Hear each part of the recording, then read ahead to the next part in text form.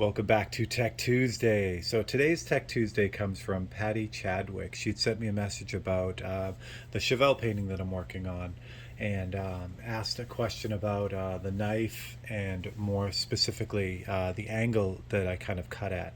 So I thought that was a great opportunity to kind of go over the knives that I use and or the knife that I use and some of the kind of techniques that have developed because of the way that I paint.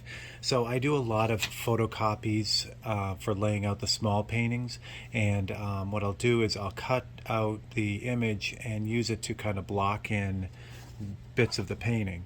So it'll just help me line things up to start. You kind of get the drawing in quickly, and it works really well to kind of get these complex shapes in really quick, and then I can go and finish the painting. Just kind of do all the details and add the tone and things like that. So there are multiple photocopies and multiple templates depending on what it is. This one happens to be the light areas. This one's the dark areas, and that's how it works. But they're pretty complex. They're on photo. They're just on regular premium copy paper, thick copy paper, and I cut them all out.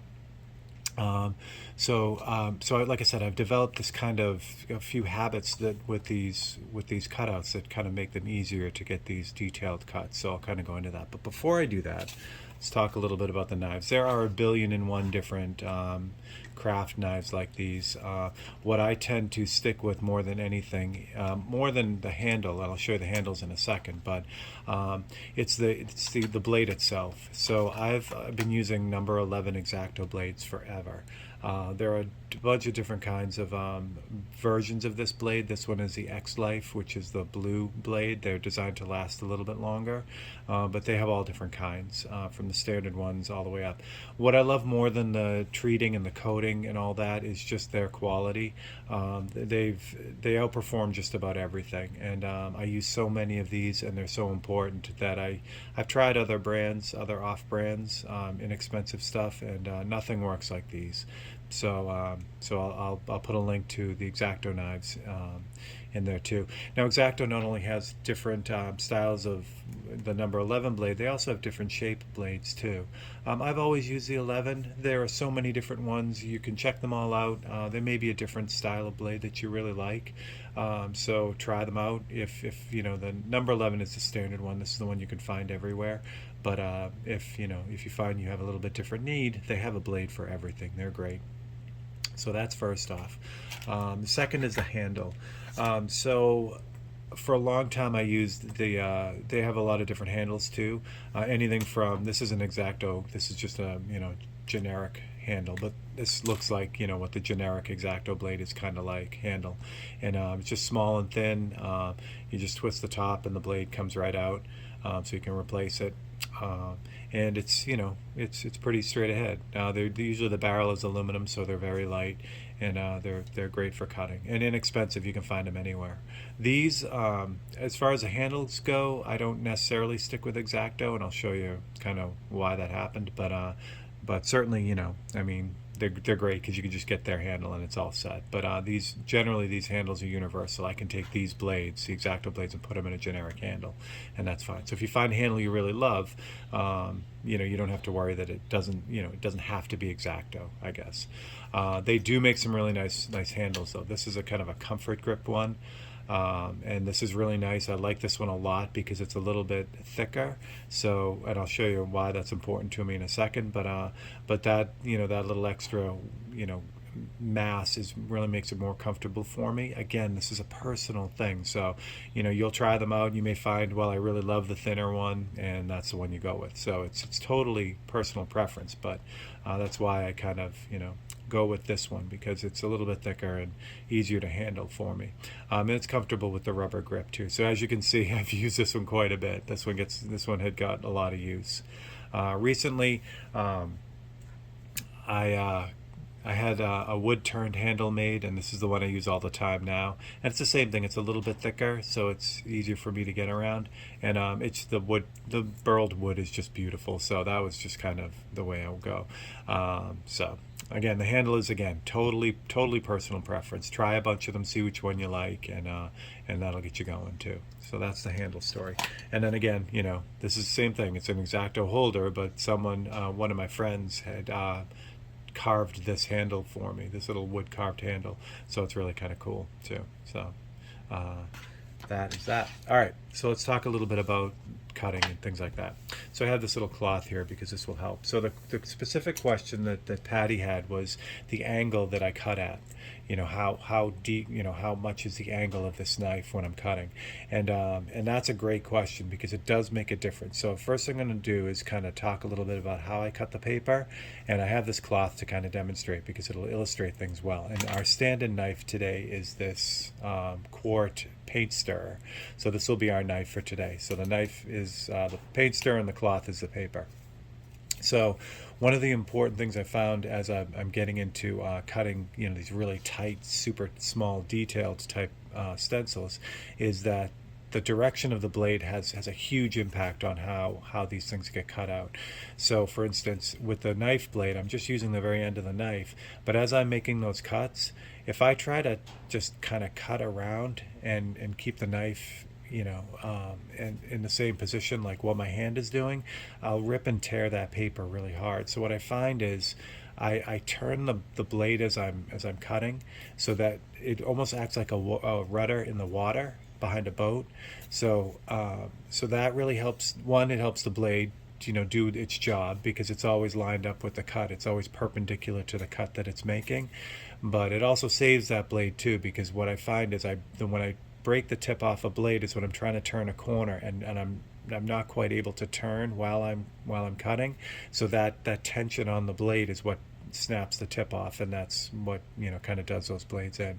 So by really making sure, especially on curves, that I turn that blade as I'm cutting, makes a huge difference.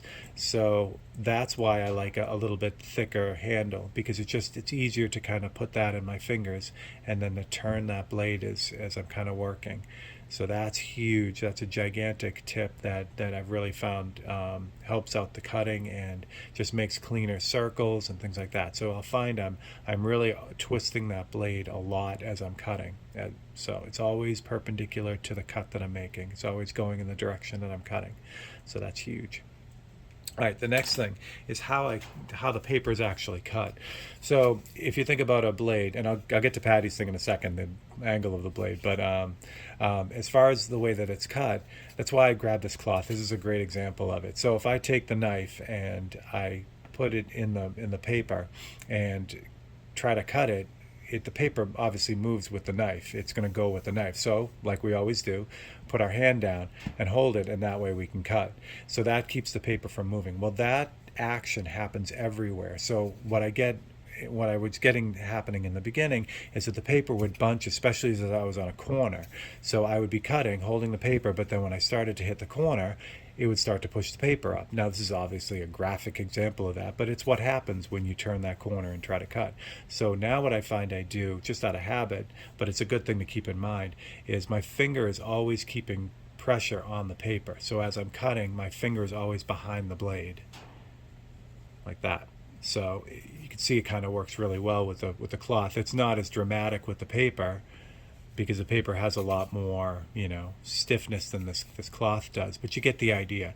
So as I'm trailing, I'm always keeping my finger behind the blade, and that really helps to keep the paper in where it should be. It helps keep tension on the paper so that cut is really clean, and it just works really, really well. So what's interesting is you'll find that as you get into this, your knife action will be, it won't just be in your hand like a pencil.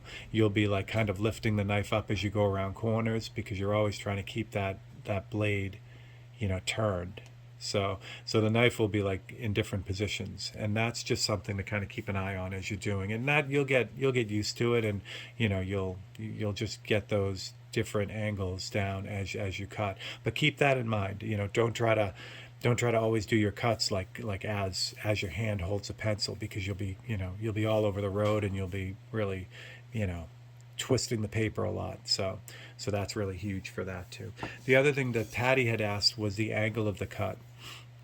So when you cut an apple with your knife, you don't cut it like this and saw through it. So what you really do is you use the blade of the knife to slice through the apple. you know. So it's the same thing on a micro scale with the X-Acto blades. There are times when I'm straight up and down to get like a really super tight cut, you know, really close in to get a really tight turn. But when I'm cutting a long stroke, or actually any really line that I can get away with, I try to keep the angle of the blade as low as I can, and that just makes a really nice cut in the paper. The higher the angle, the rougher the cut, because you're forcing the blade through the paper, so you don't really want that. So I try to keep it as low as possible. Now obviously if you're making tight turns, you have to lift it up like that, but for the most part it stays as low as I possibly can. And that's how that works, and that's what works for me. So you'll find, you know, different techniques will pop up depending on how you work. Now I work really small, so it magnifies what I have to do with the X-Acto blade. When you're working really large, you can get away with a lot more. I mean, you can cut a bigger board at more of a higher angle because it doesn't really matter, especially with a thicker board. You're making more surface contact with the blade anyway because it's thicker. But with thin paper, you have to kind of be kind of low.